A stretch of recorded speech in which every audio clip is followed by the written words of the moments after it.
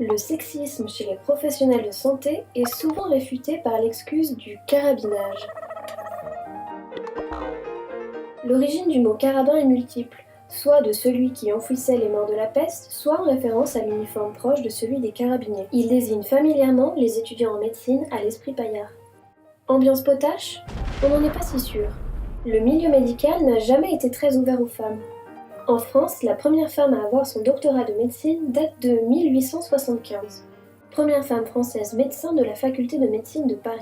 Il s'agit de Madeleine Brès, née en 1842, mariée à 15 ans, elle réalise de petites tâches pour les religieuses de l'hôpital de Nîmes. En 1866, elle demande à s'inscrire à l'université de Paris, ce qui lui est accordé à condition qu'elle passe ses baccalauréats.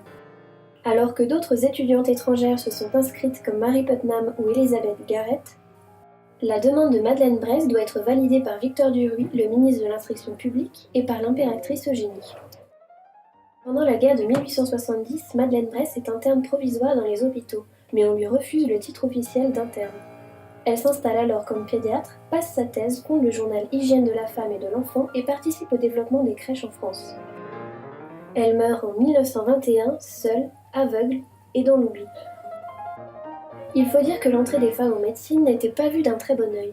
En juin 1875, Juste Lucas Championnière écrit « Bornons-nous donc à répéter pour conclusion que la femme ne peut prétendre à parcourir sérieusement la carrière médicale de l'apprentissage à l'exercice qu'à la condition de cesser d'être femme.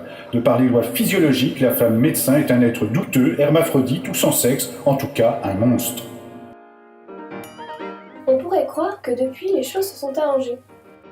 En 2015, le Conseil national de l'ordre des médecins constatait une croissance du nombre de femmes médecins. 58% des nouvelles inscriptions sont des femmes, comme 60% des médecins de moins de 40 ans.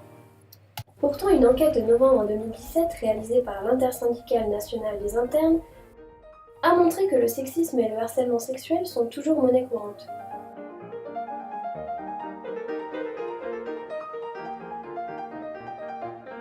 Et ça ne s'arrête pas là.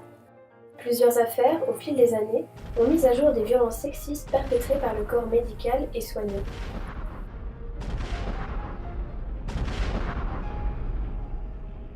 Alors, le sexisme, quand est-ce qu'on le soigne ?